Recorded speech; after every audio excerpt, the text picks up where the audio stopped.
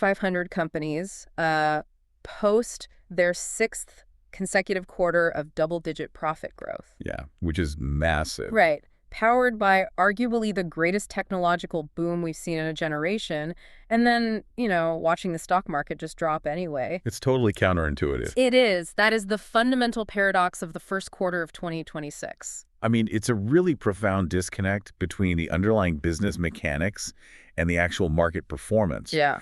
And when you see a disconnect of that magnitude, it usually means there's a structural shift happening just beneath the surface. Which is exactly what we are going to explore today. So welcome to the deep dive. We have this really massive stack of research in front of us. We really do. It's anchored by a comprehensive Q1 economic update from Secure Planning Strategies.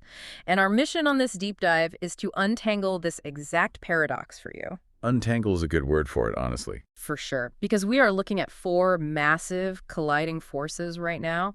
We've got the sudden return of equity market volatility, a stubbornly patient Federal Reserve, the staggering weight of AI on corporate earnings, and obviously those global shockwaves hitting the oil market from the conflict in Iran. Right. And if you've been looking at your portfolio over the last few months and feeling a sense of whiplash, I mean, the data completely validates that feeling. Totally. We're essentially witnessing this macroeconomic tug of war. On one end of the rope, you have the sheer gravity of corporate innovation. Like the AI boom. Exactly. Specifically, those AI capital expenditures just pulling the market forward. But on the other end, you have these stubborn realities like global supply chain disruptions and inflation dragging the market right back down to earth. Okay, let's unpack this, because to really understand how tense this tug of war has become, we kind of have to look at the momentum we carried into the start of the year. Yeah, let's go back to January. Right. Entering 2026, analysts were almost universally forecasting a smooth, continued rise in equities. I mean, coming out of 2025, the market felt invincible. It really did. And for the first 6 weeks, the data supported that optimism. In late January, the S&P 500 was hitting brand new all-time highs. The psychology of the market back in January was, frankly, incredibly complacent. Oh, absolutely. Investors had just grown accustomed to a low volatility environment where the indexes, essentially moved in a straight line upward. And that complacency peaked in early February when the Dow Jones Industrial Average crossed this historic milestone. The big 50K. Exactly. It closed above 50,000 for the first time ever. And when you see a big round number like 50,000, it creates this behavioral feedback loop, right? Everyone assumes the only direction left to go is up. Right. It's like starting a marathon at a dead sprint. You feel totally invincible for the first couple of miles. But then March arrived, and it was like the market just pulled a hamstring at mile 3. That's a great way to put it. The entire narrative just fractured. The momentum didn't just stall out. It violently reversed. Yeah, a really rough month of significant declines effectively erased all those early year gains. So by the end of March, the S&P 500 closed the quarter at 6,539. Which is down 4.6%. Right. And the Dow closed at 46,254, so that's a 4.2% drop. What's fascinating here is that the shock to the system wasn't just the mathematical drop in those specific index numbers. Okay, what was it then? It was the sudden regime change from a really smooth market to a highly volatile one. I mean, when things are going up in a straight line, it's so easy to just stop looking at the fundamentals. You just check your app and smile. Exactly. But when volatility returns, it basically forces everyone, institutional and retail investors alike, to aggressively reevaluate what they're actually holding. But see, a dropping market usually implies that the companies inside that market are losing money or at least shrinking. Usually, yes. Yet when we look at Q1, we see the exact opposite happening. The broader market indexes were down around 4.5%, but S&P 500 companies are expected to deliver roughly 12 to 13% year-over-year profit growth. Which is the core paradox of the quarter. I mean, 12 to 13% profit growth is phenomenal. It's massive. It represents the 6th consecutive quarter of double-digit gains for the S&P 500. So if companies are generating that much more profit, why did the broader market indexes stumble so hard in March? Well, because that growth is highly, highly concentrated. You essentially have a few massive engines pulling the entire train while other cars are actively dragging on the tracks. Ah, okay. Yeah, when you look at the sector breakdowns in the Secure Planning Strategies report, energy and industrial companies outperform significantly. But many of the broader technology and consumer discretionary sectors really lag behind. Got it. So the profit growth isn't a reflection of a uniformly healthy economy. It's a reflection of intense capital concentration in a few really specific areas. And we really cannot talk about capital concentration without talking about the absolute powerhouse carrying the market right now, AI. AI. The report cites Ben Snyder. He's the chief U.S. equity strategist at Goldman Sachs, and he points out a statistic that genuinely demands a double take. Oh, the earnings per share data. Yeah. He notes that AI investments and cloud services will account for a staggering 40% of the S&P 500's earnings per share growth in 2026. Which is just a massive jump from 25% back in 2025. Right. 40% of the entire market's growth from one single theme. It is an unprecedented concentration of earnings power, truly. But I have to push back a little on the mechanics of this. I mean, if earnings are growing by double digits and AI is carrying 40% of that load, shouldn't the market be soaring? You would think so. Yeah, like, is it possible that this massive AI boom is essentially just padding the stats of the broader market? It kind of feels like this single tech sector is masking underlying weakness in the consumer economy. That is exactly the concern. We are seeing businesses spend billions of dollars on AI chips, servers, and data centers. Right. Which brings us to the capital expenditure cycle, or CapEx. Yeah. This is how we have to separate the narrative of AI from the actual math of AI. Okay, walk me through the math. Right now, we are in what we call the picks and shovels phase of the AI gold rush. Tech giants and enterprise businesses are just pouring tens of billions of dollars into AI infrastructure. Buying the hardware. Exactly.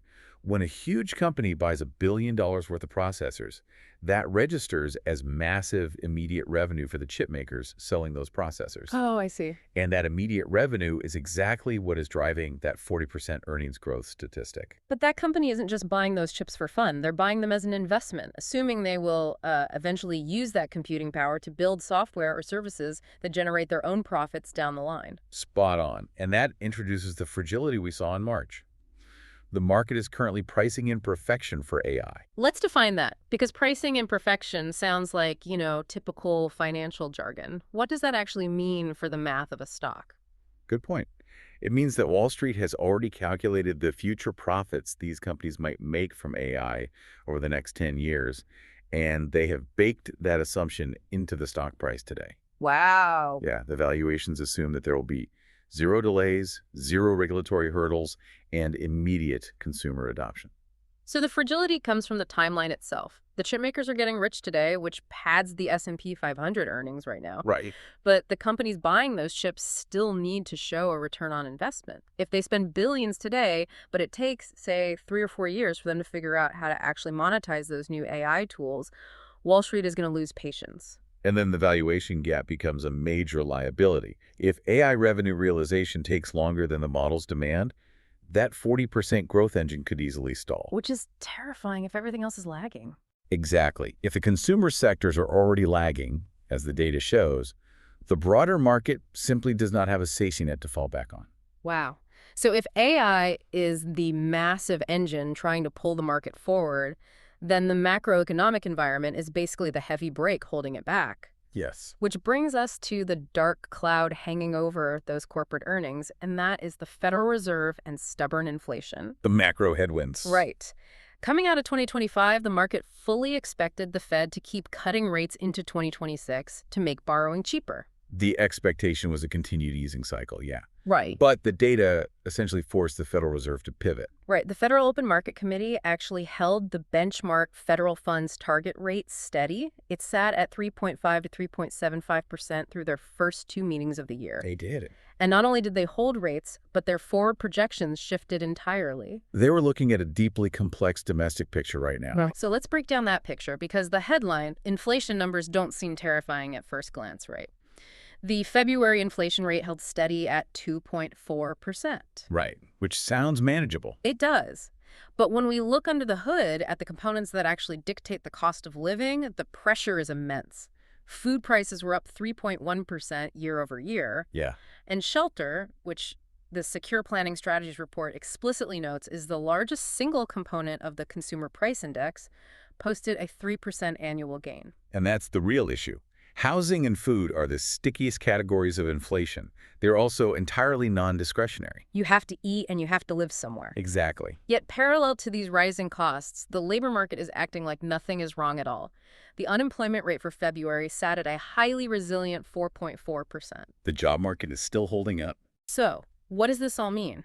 If the economy is fine on paper like, unemployment is relatively low, people are still spending, what is it actually going to take for the Fed to start cutting rates? Are they just holding the market hostage until inflation hits exactly 2.0%? Well, it's not really about holding the market hostage. It's about the dual mandate of the Federal Reserve. Right. They are tasked with maximizing employment and stabilizing prices. Because the labor market is so resilient at that 4.4%, the Fed essentially have the luxury of waiting. They don't have to panic. Right. They do not feel emergency pressure to slash rates to stimulate hiring, because hiring is fine. Therefore, their entire focus shifts to stabilizing prices. So they want to be absolutely certain that inflation is entirely extinguished before they make money cheap again? Exactly. Because if they drop interest rates prematurely, businesses take out massive loans, consumers start taking out mortgages again, demand skyrockets, and those 3.1% food prices suddenly jump to 6%. Oh, I see. Yeah, a premature rate cut could reignite an inflationary spiral that would be significantly harder to contain the second time around. So they have adopted a really firm higher-for-longer stance. Which means the average investor is stuck waiting for a rate cut that might not come anytime soon? Probably not. But the Fed isn't just looking at domestic housing and food costs in a vacuum, right? They are reacting to global variables that are entirely outside of their control. If we connect this to the bigger picture, the most disruptive variable on the board right now is a massive external commodity shock. Which seamlessly connects us to the primary driver of this renewed inflation fear, and honestly, the real catalyst for the Q1 market anxiety. Middle East. The Middle East, specifically the geopolitical conflict in Iran. And to be completely clear to you listening, our goal here isn't to analyze the politics of the conflict or, take any sides. Right. Our role is to impartially break down the sheer mathematics of it. Exactly. We just want to look at the data in the report and see how this regional war is bleeding into the global financial system. Because geopolitics and macroeconomics are inextricably linked. And in Q1, they collided at one specific geographical bottleneck, which is the Strait of Hormuz. Yeah, the ongoing war in Iran has severely impacted maritime security in the strait. And for context, this isn't just some random shipping lane. Roughly 20% of the world's entire oil supply flows through that one narrow body of water. It is arguably the most critical energy choke point on the planet. I mean, when you threaten 20% of global supply, the pricing reaction is immediate and violent. And violent is the right word for the data we have here.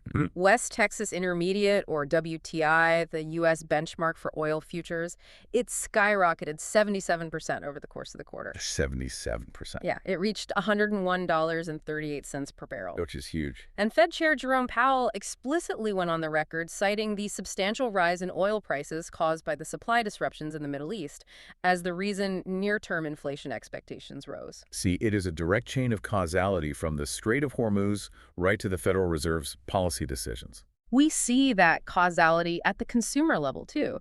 The national average for regular unleaded gas hit $4.02 a gallon in Q1, which is the highest level since June of 2022. It hits everyone's wallet directly. But I want to push on this for a second. We need to look deeper than just what it costs to fill up a car. Geopolitical tensions are practically a constant in the news. Why does this specific conflict halfway across the world spook Wall Street so much more profoundly than other global tensions? Because oil is the foundational input for the entire physical economy. This isn't just about gas prices. It is a structural disruption to global supply chains. Okay, how so? Well, when oil hits $101 a barrel, the cost of maritime freight skyrockets. The logistics companies operating cargo ships have to pass those fuel surcharges on to the manufacturers. Right, and then the manufacturers pass those costs on to the trucking companies that move the goods from the port to the domestic warehouses. Exactly. And those trucking companies pass the cost onto the retail stores. Oh. So by the time a consumer walks into a store to buy a physical good, the profit margin on that item has been squeezed by multiple layers of transportation inflation. It acts as a direct, inescapable tax on global economic growth. Which explains why the Fed is so trapped. Jerome Powell cannot control the price of oil by manipulating domestic interest rates. No, he can't. Raising or lowering the federal funds rate does not make ships pass through the Strait of Hormuz any faster. Exactly. All the Fed can do is hold rates high to try and suppress consumer demand enough to balance out the massive spike in supply chain costs. That makes total sense. That is the macroeconomic headwind the market is fighting against. High oil prices eat into corporate profit margins, and they force consumers to spend more on basic necessities, leaving less discretionary income for the sectors of the market that are, like we discussed, already lagging. So, if I'm an investor taking all this in, right? I'm watching equities drop from their 50,000 Dow highs. I'm seeing the Fed refuse to cut rates, and I'm watching oil prices squeeze the global supply chain. My immediate instinct is to look for a safe haven. Naturally. Traditionally, the fundamental rule of investing is that when equities get volatile, you hide in the bond market. Right. But the Secure Planning Strategies report shows that Q1 was incredibly messy for fixed income as well. Yeah, it was a very challenging quarter for U.S. Treasuries, particularly longer duration bonds, which experienced notable declines in value. We really need to unpack the mechanics of this because it feels completely counterintuitive. It does. Like, if equities are a car hitting a massive Q1 pothole, bonds are supposed to be the shock absorbers. But it feels like those shock absorbers decided to take the day off. Why did they fail to insulate investors here? Well, to understand why bonds declined, we have to explain the fundamental mathematical mechanism of the bond market, which is that bond prices move inversely to bond yields. Okay, let's use an analogy to make this mechanism concrete for the listener. Sure. Imagine you buy a piece of paper, a bond, from the government, and that paper acts like a guaranteed coupon. It promises to pay you 3% interest every year for the next 10 years. Right, and you are perfectly happy with your 3% coupon. Until the macroeconomic environment shifts. As we discussed, inflation fears rose due to oil, and the Federal Reserve held rates higher for longer. Exactly. And because of this, the government starts issuing brand new bonds to the market. And to attract buyers in this high inflation environment, these new bonds offer a 5% yield. So suddenly, your old coupon guaranteeing 3% looks terrible. Yeah, nobody wants it. If you decide you want to sell your 3% bond to another investor, no one is going to pay you full price for it when they can just go directly to the government and get a new one that pays 5%. Right, so you have to discount the price of your old bond to make up for that 2% difference. Okay, I get it now. That is the inverse relationship in action. When the new yields go up, the price of existing bonds must go down. And in Q1, yields surged across the board. Oh, the numbers were rough. By the end of the quarter, the 10-year Treasury yield rose to 4.35%, the 5-year hit 3.97%, and the 30-year Treasury rose all the way to 4.91%. And because it's a mathematical calculation, the longer the duration of the bond, the more sensitive it is to those yield changes. Right. A 30-year bond suffered way more price decline than a 5-year bond because you are locked into that lower, older rate for a much longer period of time. Exactly. But it is important to contextualize the concept of a safe haven. Yes, existing bond prices dropped because yields went up. However, compared to the sharp, violent equity swings we saw, bonds still provided relative stability. Yeah, that's a crucial point.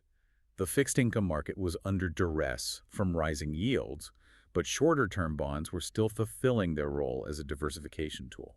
Which brings us to a really crucial psychological pivot. The report includes some fascinating historical data from Capital Group that completely changes how we should frame this Q1 volatility. Oh, I love this section. Yeah, when we watch the financial news, commentators use words like dip or correction and bear market with this tone of sheer panic. It makes the average investor feel like the system is fundamentally breaking. But the data tells a completely different story. Statistically, these pullbacks are normal, mathematically expected events. Right. Look at this Capital Group data tracking a 70-year span of the market. Over 7 decades, the S&P 500 typically experiences a 5% dip about twice a year. Twice a year. A 10% correction happens roughly every 18 months, and a full 20% bear market occurs mathematically about once every 6 years. So when you zoom out and look at that 70-year timeline, the 4.6% drop we saw in Q1 isn't an anomaly or some huge crisis. No. It is a completely standard feature of how equities function. It is the market taking a necessary breath. I mean, if a 5% dip is mathematically guaranteed to happen multiple times a year, panicking over it is like panicking that it's raining during the spring. That's very true. Understanding this data should alleviate so much of the emotional stress of investing. It basically replaces emotion with strategy. When you accept volatility as a mechanical feature rather than a system failure, Yeah. you actually start looking for the advantages it creates. Oh, interesting. Yeah, institutional investors don't panic during a 5% dip. They utilize it. So let's break down those utilizations because the report mentions two specific strategies: portfolio rebalancing and tax loss harvesting.